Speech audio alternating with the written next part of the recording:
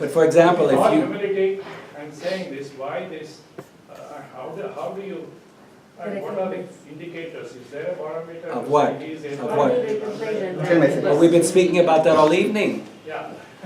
So there's no need to go over old ground, but for example, with Prabhuji, you can see that he is very inspired, very excited about this topic. I met him briefly yesterday, we had a conversation.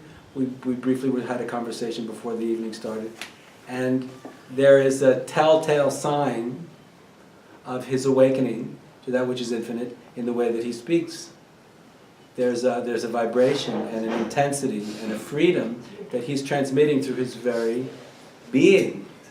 So to me, it's obvious that he knows that he's speaking from a place of direct self-knowledge that's awakened him right now. And to me, it's unmistakable. He's not speaking about abstract ideas, he's speaking directly from his own experience. And if you have the eyes to see, you can see this. Now, I once met a very highly respected Tibetan Rinpoche, and he said, an awakened Buddha could be in the room, and he could be surrounded by people who wouldn't have the capacity to recognize who he was. So, a profound awakening, profound enlightenment can exist, but do we have the capacity to recognize it?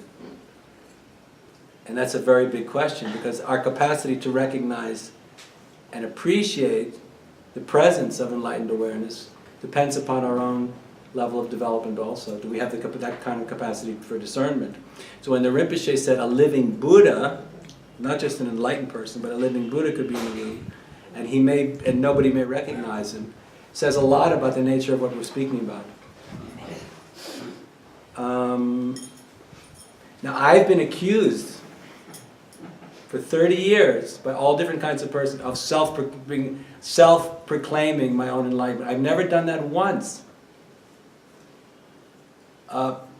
Critics who have written about me called me a self-styled guru, and I said that's very strange, because in my own case, my guru said to me, the exact words he said were, I want you to accept responsibility for the work.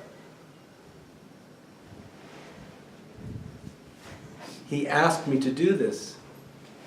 I didn't just declare myself to the world.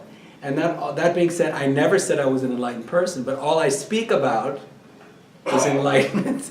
Because ever since I met the Master, that's my vow, that's my life's mission, is to speak about what I've realized. There's nothing else I can do, there's nothing else I want to do, there's nothing else I could do. I'm compelled by the Guru's grace to share this knowledge. There's nothing else that I could possibly do, even if I wanted to. And the desire to even do anything else isn't there. So in order to do that, I, or one such as me, or like Prabhuji, you have to put yourself out. You have to make yourself available. You have to be willing to bear witness to the ultimate miracle of existence. And a lot of people think, if you dare to put yourself out and make yourself available to bear witness to the ultimate miracle of existence, it must be a big ego trip. But maybe it's your awakened passion that's compelling you, and your surrender to the infinite that's forcing you to do these things. And also to have a confidence about something that most people can't see, other people perceive as arrogance. But that's okay. That's okay, that's okay, that's okay. It doesn't matter. The only thing that matters is what the truth is. And we all know spiritual experience cannot be communicated. Excuse me? Spiritual experience. I disagree. Spiritual experience can be communicated. If you sit in the presence of an enlightened master, around them, they transmit a field of enlightened awareness, and being in their presence, being in their vicinity, brings everyone else's consciousness up to a higher level. The great American philosopher Ken Wilber says everybody has a unique cosmic address. Everybody has a unique cosmic address. So the awakened spiritual master's cosmic address is vibrating at a very high level because they've realized and have access to a higher state of consciousness. So when we focus our attention on them, our own consciousness is pulled up. It's like being in an elevator and suddenly you're up at a higher floor, simply by being in the presence or being in the vicinity of one whose cosmic address exists and emanates from a higher level of consciousness. So being in the presence of the spiritual master is so important, because sitting in their presence, we realize our own potential for higher consciousness and for the evolution of consciousness. And when you have that kind of experience in the presence of the spiritual master, you go, oh my God, this is real. I see even sitting near such a person awakens my own capacity for consciousness, and I realize that normally I don't have access to this level of consciousness, but being in the presence of such an individual, so many things are becoming clear. I have a capacity for insight and depth and self-realization that I had no idea was possible. So that's the whole point. But I want to make one other small point about enlightenment, which is that enlightenment is not merely a higher state of consciousness, and the state of consciousness is more or less what we've been speaking about all night, which is the higher state of consciousness, which is the realization of infinity, timeless, formless, beginningless, and endless being. Timeless, formless, beginningless, and endless, empty, infinite being. Being that's free from any objects. It's empty being that has no beginning and no end. I am that. I'm timeless, formless, beginningless, endless being that's free from any objects.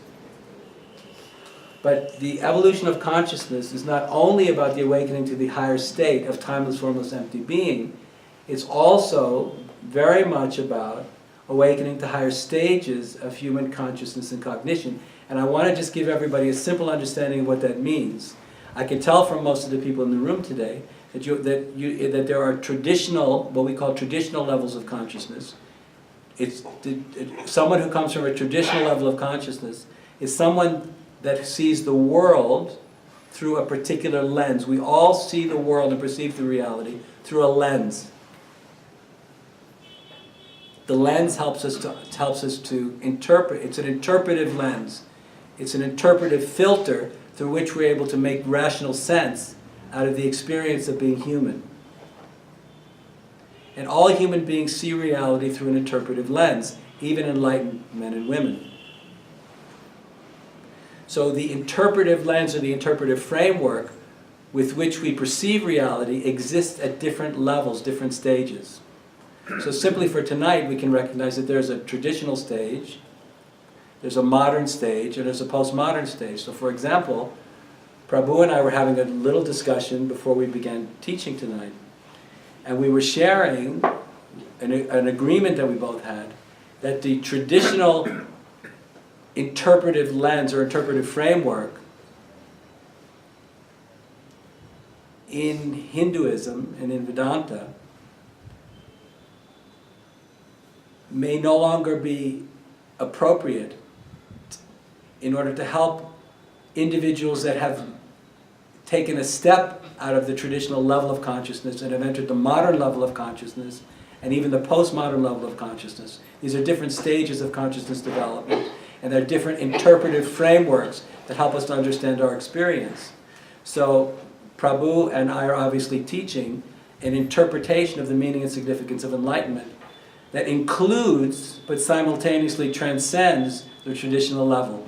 It transcends the traditional level because we're including modern consciousness, rational thinking, scientific understanding, and are even beginning to include some of the understanding that comes from the postmodern stage of consciousness, the postmodern level of development, which is emerging. But what I wanted to say was, enlightenment and the evolution of enlightenment, it is not only the awakening to a state of consciousness which we consciously cognize and consciously realize the infinite nature of timeless, formless, beginningless, and endless being, but it also includes the evolution of our capacity to interpret our experience from a traditional stage of consciousness and a traditional interpretation of reality and the meaning of human existence to a modern one, because the modernist interpretation of the meaning and the purpose of human life and the values of modernism are different than the traditional ones. And the postmodern values and the interpretive framework is different yet again. So each level transcends and includes itself at higher and higher levels.